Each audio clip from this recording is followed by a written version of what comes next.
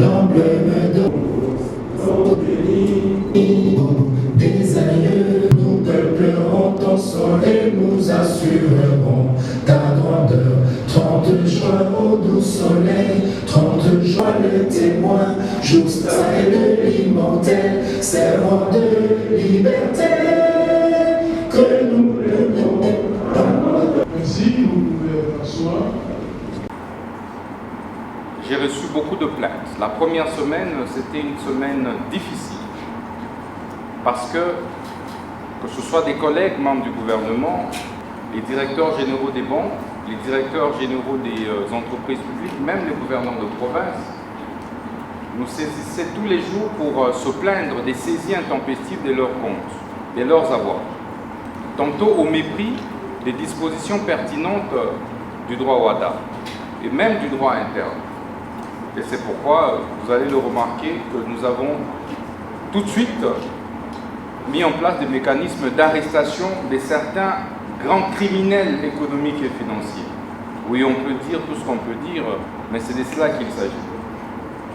Le chef de l'État, magistrat suprême, après avoir reçu plusieurs doléances et après présentation d'une note d'information de son Excellence Monsieur le ministre du Portefeuille, les instructions étaient donc dictées de manière ferme au ministre d'État, ministre de la Justice, pour pouvoir réformer, trouver des solutions structurelles à ce problème qui jonchait notre système judiciaire et juridique.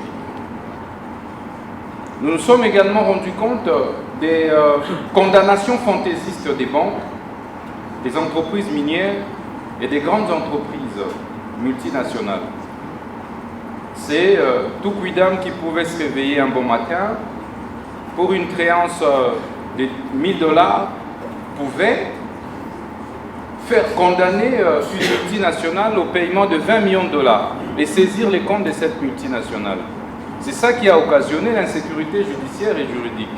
Et du coup, tous les grands opérateurs économiques avaient maintenant de crainte à pouvoir faire des dépôts au sein de nos banques. Et nous nous sommes rendus compte, au-delà de ça, qu'il y avait également cette pratique de spoliation des biens, des maisons, d'autrui et de l'État. Suivant ces instructions, nous avons produit un premier texte sur la base de notre Constitution, donc de l'article 128 de notre Constitution, et du droit au WADA, article 50-10, du nouvel acte uniforme sur les procédures simplifiées de recouvrement et voies d'exécution, où nous avons trouvé une brèche pour essayer très rapidement d'arrêter l'hémorragie. Sur la base de l'article 92 de notre Constitution, nous avons effectivement fait en sorte que ce soit la Première ministre qui puisse signer un décret contresigné par le ministre de la Justice et Garde des Sceaux. Le décret est donc intitulé « Décret portant sauvegarde des biens des entreprises, établissements et services publics ». Dans ce décret, l'innovation majeure, c'est l'intégration de l'insaisissabilité des biens des entreprises publiques, services et établissements publics. Comme vous le savez, les DG des entreprises publiques et établissements publics ne géraient plus. Alors avec cette réforme, comme vous pouvez le remarquer, nous avons créé désormais des millionnaires en papier. Donc tu as tes millions parce que tu as obtenu des décisions frauduleuses, mais tu te contentes de ce papier-là.